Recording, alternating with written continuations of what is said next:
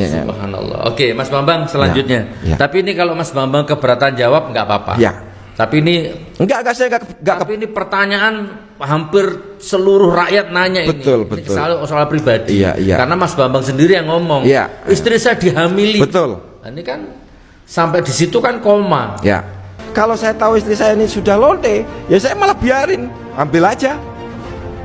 Tapi karena istri saya itu sangat setia, tidak pernah apa-apa, saya nggak punya kecurigaan. Umpama saya tahu mendadak dia hamil, waktu itu kan langsung saya bunuh. Sejak itu sampai detik ini ketemu sama istri atau komunikasi sama istri bagaimana?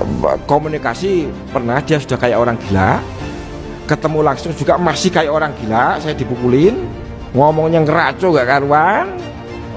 Habis itu saya nggak pernah ketemu lagi. Tetapi saya titipkan anak saya yang perempuan, temen nih mamahmu.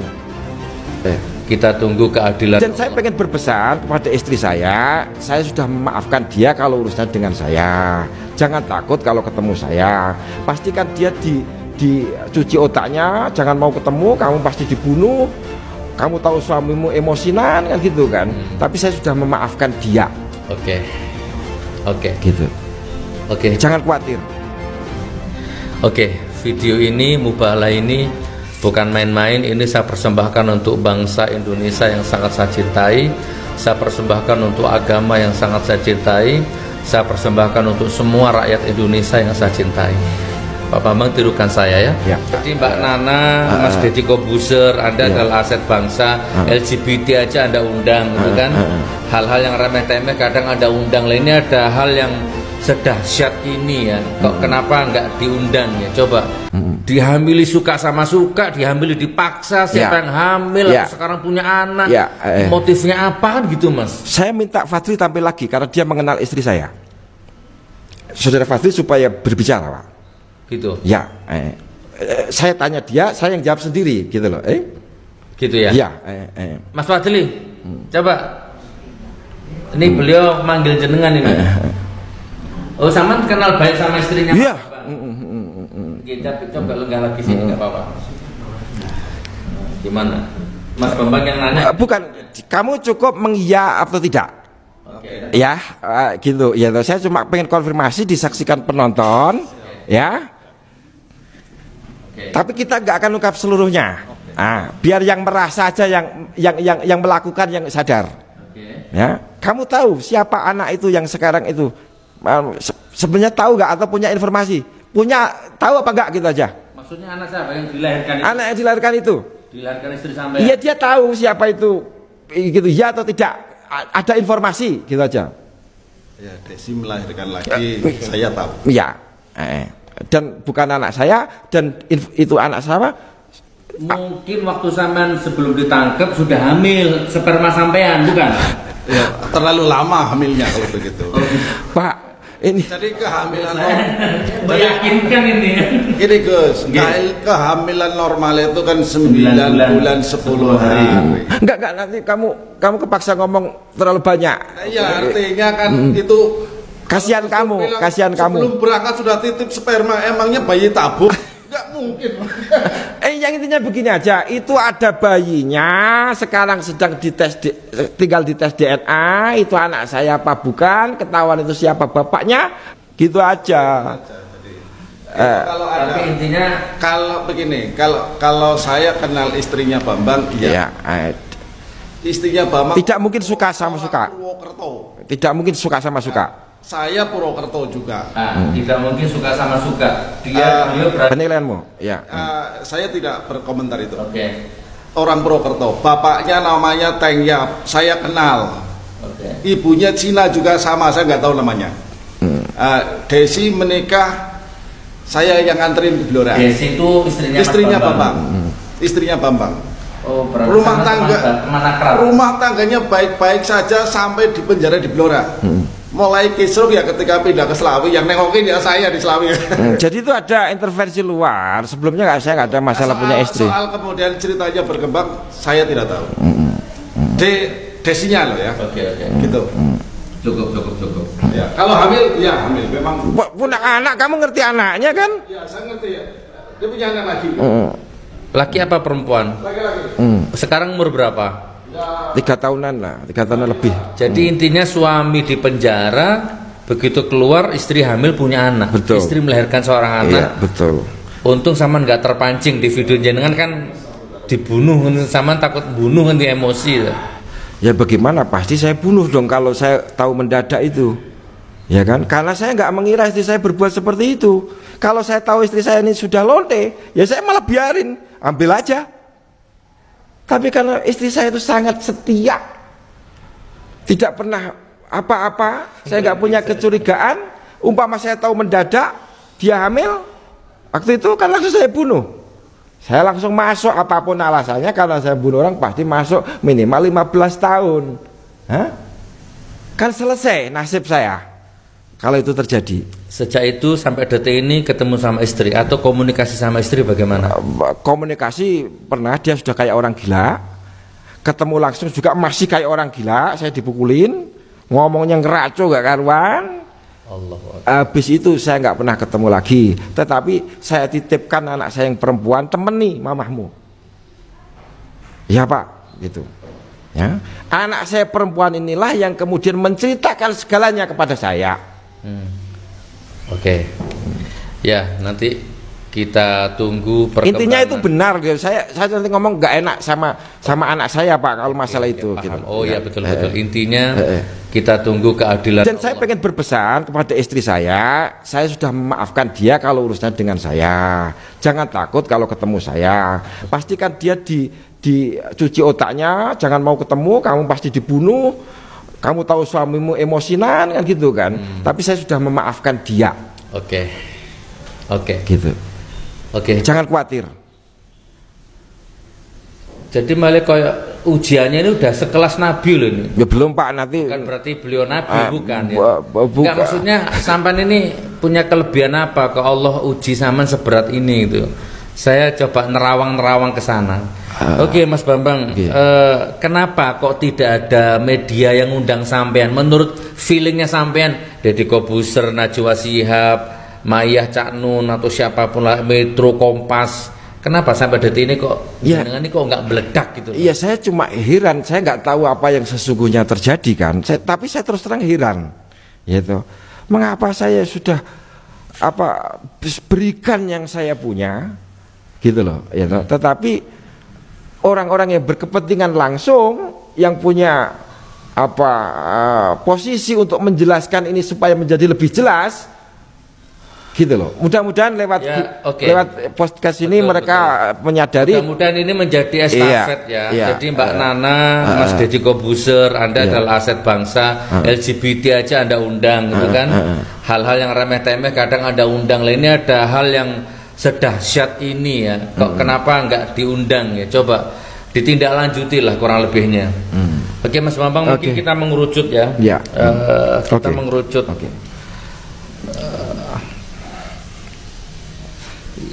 Ya Allah, Mas Bambang, seandainya ini singkat aja sebagai penutup ya.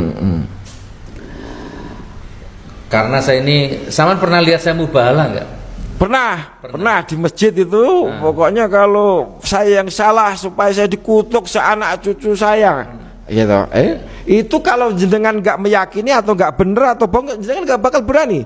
Coba kalau orang bohong, walaupun dia nggak percaya Gusti Allah, dia berani ngomong gitu, dituruti sama Gusti Allah. Gusti Allah bisa melakukan apa saja. Gitu, walaupun dia nggak percaya. Iya. Walaupun saya kafir pun saya nggak akan berani melakukan. Nggak akan berani itu, karena pasti terjadi. Dan banyak pejabat ketika dilantik dia disumpah di atas Al-Quran, dan pejabat itu akhirnya terbukti hidupnya hancur karena ternyata sumpahnya dilanggar semua. Itu aja dia nggak ngomong kan, kalau saya begini harus begini, nggak mubahalah itu, cuma menurutkan bunyi sumpahnya. Kalau mubahalah itu nantang Gusti Allah. Nah sekarang gini Mas Bambang, Saman kalau mau ya nggak apa-apa, nggak mau ya nggak apa-apa. Saya akan melepas semua, membantu untuk melepaskan semua beban batin jenengan, beban hidup jenengan. Sampai saya mubahalah, tak ajak mubahalah. Ada Al-Quran di atas kepala jenengan. Saman tinggal ngomong aja. Apa yang saya katakan ini benar. Kalau tidak, semoga begini-begini. Ya. Tapi kalau ternyata saya benar, ya, kalian semua begini-begini. Didikte aja nanti saya tirukan. Oke. Berarti kan kalau gitu kan selesai urusan jenengan dan semua urusan manusia ini. Selesai, ya. Nah, jadi jenengan bisa hidup tenang. Siapa yang nganggap sama gila, dia akan dihancurkan hidupnya sama Allah. Percaya terserah, nggak percaya terserah. Nah, gitu loh maksudnya. Gitu loh. Boleh. Tapi saya didikte ya, maksudnya saya tirukan. Oke. Atau ditulis saya baca. Enggak, saya membimbing syahadatnya saja. Dengan gampang. Ada Al-Qur'an, coba ambilkan. Saudaraku, kita masuk acara inti. Ini loh yang sama nanggap gila. Ini loh buzzer, influencer, polisi, tentara, rezim, laknatullah. Yang Anda tuduh gila ini sekarang beliau mau menyerahkan hidup dan matinya di hadapan Al-Quran, di hadapan Allah. Tentu kalau khilaf, saya salah data dikit ada ya Pak, nggak 100%. Tapi pada intinya yang pokok-pokok tadi, yang informasi pokok tadi mengenai ijazah Jokowi, mengenai istri saya itu saya berani bersumpah. Itu Allah yang Maha Tahu nanti detail mendeteksi hatinya jenengan. Siap.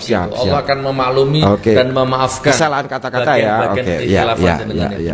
Jadi bagi siapapun yang setelah nonton podcast ini dan Anda tetap menantang beliau, menganggap beliau remeh, maka dari detik ini, jam 12:30 ini, Anda catat ini, cek kesehatanmu, cek saldo rekeningmu, cek keberkahan rumah tanggamu, kamu akan hancur sehancur-hancurnya. Karena yang kamu ingkari bukan Mas Bambangnya, tapi Al-Qur'annya ini.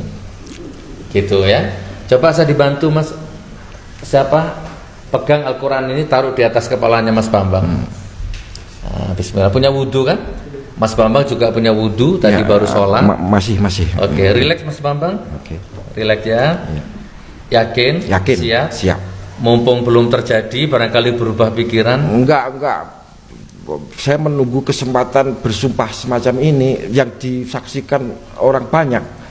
Tapi kan enggak lucu kalau saya minta, ayo sumpah-sumpah gitu loh, harus orang lain yang minta. Oke, video ini, mubahalah ini bukan main-main. Ini saya persembahkan untuk bangsa Indonesia yang sangat saya cintai. Saya persembahkan untuk agama yang sangat saya cintai. Saya persembahkan untuk semua rakyat Indonesia yang saya cintai. Pak Bambang tirukan saya ya. Asyhadu an la ilaha illallah.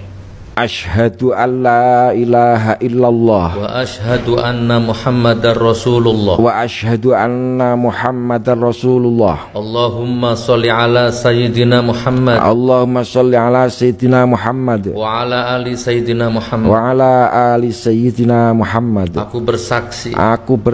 Tidak ada Tuhan selain Allah. Dan aku bersaksi. Nabi Muhammad adalah utusan Allah.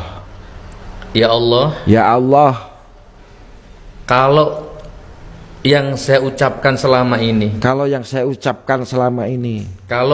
tulis selama ini, ternyata fitnah, ternyata bohong, ternyata tidak benar, maka hancurkan hidupku ya Allah, cabut keberkahan hidupku ya Allah, hina-dinakan hidupku ya Allah, matikan aku ya Allah, dalam kondisi kafir, kufur dan mengenaskan. Tetapi ya Allah, kalau ternyata apa yang saya katakan selama ini, yang saya tulis selama ini, benar adanya, maka hancurkan, laknat, hina-dinakan, cabut berkah tangganya, cabut berkah rezekinya, siapapun saja yang menantangnya, yang tidak mempercayainya. Sampun Mas Bambang, lego. Iya. Dan saya sampaikan, saya ingin bicara sedikit Gus. Saya tidak bermaksud memusuhi siapapun dengan pernyataan-pernyataan saya ini. Ya toh. Jadi silakan semua dinilai secara adil. Pihak-pihak yang bersangkutan diperiksa, termasuk saksi-saksi yang terbitkan. Apakah saya betul tanya begitu sama mereka? Kan gampang gitu loh. Jadi nggak usah belum dikatakan ini hoax, ini orang yang pengen cari panggung. Buat apa? Saya sudah punya panggung sendiri kok. Buku Jokowi Undercover itu yang pesan 1 juta orang. Ngapain saya butuh panggung gitu-gituan? Tidak boleh ditulis. Iya, artinya kan ada pengakuan. Sekarang yang kedua, Jokowi Undercover 2 ini ya. Iya. Belum dicetak. Belum dicetak. Belum ada duitnya. Belum ada duitnya. Belum ada percetakan. Belum ada percetakan. Yang berani mencetak. Yang berani mencetak. Gitu ya, betul ya? Iya. Jadi barangkali setelah nonton video ini, monggo barangkali ada percetakan yang siap mencetak, atau ada investor yang siap donatur mencetak buku ini dengan meluruskan niat. Ya, saya pertama Gus Dur ikut mencetak, Gus Dur ikut mencetak dong. Insya Allah. Berapapun gitu loh. Insya Allah. Oke, deal. Insya Allah. Terima kasih Gus. Insya Allah. Jadi maksudnya gini, saya ingin sampaikan dulu ke Pak Jokowi terutama ya, Pak Jokowi dan semua keluarganya. Saya sedikit pun tidak kenal Anda, sedikit pun saya tidak punya celah untuk membenci Anda. Kalau selama ini saya kritis kepada Anda, itu saya kritis kepada sistem, kepada presiden, bukan kepada Jokowi. Nah, podcast ini pun saya berusaha untuk mencengkram hati saya agar tidak ada dengki, benci, tidak kepada Anda, tidak. Justru podcast ini saya ingin mengajak Anda ini paling tidak 3 hal, 3 momentum. Pertama, mengajak Anda untuk husnul khotimah. Betul. Ya, saya ini ingin mengajak Anda husnul khotimah. Anda dan keluarga Anda dan kroni-kroni Anda itu ayo husnul khotimah. Betul. Ya, semoga rakyat mau memaafkan Anda, Allah mau mengampuni Anda. Pasti mau kalau mau jujur mengakui kesalahan-kesalahan, Pak. Ya, saya yakin. Kita husnul khotimah, kan Anda ini mau mati, Anda akan meninggal pasti itu. Nah, ayo kita mati dengan cara husnul khotimah. Ya kan? Itu minimal itulah yang saya ajak itu. Nah, terus kemudian yang kedua seperti kisah yang terkenal itu loh, Pak. Ada orang bunuh 99 orang bertobat itu ya diterima gitu loh, digenepin 100 kan, iya yang tanya tapi akhirnya dia diterima karena ada niat taubat. Iya. Jokowi nggak pernah membunuh 1000 orang. KPPS itu kan belum dibuktikan gitu loh, yang langsung kan nggak pernah tapi prinsipnya apapun dosa apapun selain syirik itu bakal diampuni Gusti Allah. Apalagi cuma palsu ijazah. Pak Jokowi ngaku aja selesai persoalan. Ya, jadi sekarang kan Pak Sigit ya, Polri-nya ya, Pak Sigit dan Pak Listio Sigit dan Dudung ya, Pak Dudung dan semua anak negeri tanpa terkecuali. Lihat podcast ini bukan sensasi, ini bukan popularitas, bukan. Kami sudah cukup lah, popularitas ekonomi kami cukup. Ini hanya sama-sama, ya monggo terserah Anda menganggap podcast ini apalah. Saya nggak bisa memaksa pikiranmu ya. Tapi gini Pak, kita harus didik juga kepada pemirsa bahwa kebebasan menyatakan pendapat itu dijamin oleh undang-undang. Siapa yang merasa terfitnah silahkan lapor. Ya, apapun kita ngomong di sini boleh dijamin undang-undang. Gitu loh. Ya, jadi saya ingin tegaskan, ini bukan menebar kebencian, bukan menebar berita bohong, bukan memecah belah bangsa. Justru kalau ini benar, ini titik balik untuk merekatkan bangsa kembali. Betul, rekonsiliasi. Betul, bukan memecah ini saudaraku. Gitu loh. Tinggal dites saja, kan saya hanya moderator ini. Silakan Pak Jokowi dites DNA ke, observasi ke, debat terbuka ke, apa ke. Atau paling gampang Pak Jokowi tunjukkan ijazah SMA-nya yang asli itu, siapa moderatornya dipercaya, kita lihat bersama-sama. Kan sesederhana ini. Sangat simpel. Gitu loh. 2 hari juga selesai. Gitu. Ya, siap Pak. Tapi intinya saya sudah clear. Jadi sama sudah mubahalah. Oke, tentu kita akhirnya cuma bisa bertawakal apapun kehendak Allah, karena kita manusia lemah, nggak punya daya apa-apa. Yang penting kita bicara apa adanya.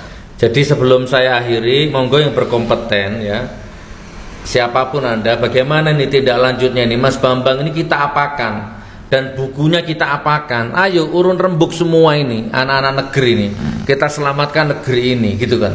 Saya minta klarifikasi dari Pak Jokowi dan keluarganya, dan saya minta tanggapan dari teman-teman media yang mainstream gitu kan, youtuber yang sudah kaya raya itu, ini bagaimana gitu loh. Ayo, saya udah kehabisan kata-kata, tapi mudah-mudahan ini BBM naik ya kan, demo tiap hari dari awal menjabat rezim periode pertama sampai sekarang hampir akhir periode kedua, yang ada hanya menyengsarakan rakyat saja. Ya, satu pejabat dengan pejabat yang lain nggak pernah sinkron omongannya, kebijakannya selalu menyusahkan rakyat. Nah, terus tiba-tiba muncul Biorka, ya kan, muncul Najwa Shihab, muncul Habib Rizik, Habib Bahar. Nah, sekarang muncul Bambang Tri. Kita akan kehilangan momentum atau bagaimana gitu loh. Saya serahkan kepada Anda semuanya, insya Allah ya. Saya rasa cukup Mas Bambang. Oke, terima kasih. Oke, ya. Saya tunggu ya donatur, maksudnya donatur investor ya, percetakan atau bagaimana selanjutnya buku laki-laki berjasa palsu ini bagaimana? Apa perlu kita cetak 3 bahasa atau 10 bahasa atau bagaimana gitu kan? Bila perlu nanti kita satu bahasa lah kita dulu kan rakyat. Kita bedah bersama-sama, Pak Rocky Gerung juga. Pokoknya ini video untuk Anda semuanya. Saya hanya memfasilitasi. Dan datangkan nama-nama yang saya sebut di situ. Ya kalau mereka nggak mau, yang penting sudah kita undang. Insya Allah. Gitu loh. Ya. Oh ya, sebentar, ada hadiah untuk Pak Bambang. Mana deh? Pak Bambang ini kesini langsung dari Jakarta kemarin, terus kemudian mampir kemana, rental mobil ya, operasionalnya besar. Dan kemarin ada titipan dari jamaah Gus Nur Ngaji Bareng Mas Bambang, nanti saya serahkan dalam bentuk amplop ya, bisa untuk operasional di jalan. Nah ini gini Pak Bambang, saya mau ngomong pribadi sebagai saudara ya, saya lupa sebagai penutup. Saya ngomong serius Pak Bambang ya. Ini bisa menjadi tolak ukur kita bersaudara dunia akhirat. Saya ngomong 2 menit, tolong jangan dipotong ya. Pak Bambang, ini ujianmu berat, tantanganmu berat, ke depan akan semakin berat. Jadi saya titip Pak Bambang sebagai saudara, jaga sholat yang 5 waktu, luruskan selalu niat, bahkan mulai detik ini mulai disaring, jangan sampai ada rezeki-rezeki yang subhat atau yang haram yang masuk ke dalam tubuhnya Pak Bambang ini ya, Mas Bambang Tri itu. Tolong, jadi misalkan 100, 1000, 500.000, 1 juta itu harus jelas akadnya, harus jelas, jangan sampai itu samar-samar nggak jelas terus dimakan. Saya nggak bisa ngomong secara vulgar, tapi Pak Bambang ngerti kemana maksud saya. Ya, sholat tepat waktu, 5 waktu, prioritas di atas segala-galanya, siap mati demi menjaga sholat yang 5 waktu, dan siap mati menjaga rezeki yang halal-halal saja. Nah ini ada seperangkat alat sholat sebagai simbol, ada sarung, ada peci, ada baju, bahwa mulai sekarang Pak Bambang harus sholat tepat waktu. Hanya ini yang bisa saya sampaikan. Terus yang kedua tadi rezeki-rezeki itu mulai disaring ya. Ini oh ini halal, oke. Oh ini haram, jangan dulu. Oh ini subhat, belum jelas. Tanyakan dulu ini, harus jelas. Kalau sudah baru dimakan. Insya Allah kalau begitu Pak Bambang akan selamat. Dijaga sama Allah. Bukan mengguri ya Mas Bambang ya. Oke, diterima. Terima kasih. Terima kasih banyak Gus. Insya Allah. Nanti ada dari beberapa jamaah titip begitu. Ya terima kasih. Baik, assalamualaikum warahmatullahi wabarakatuh.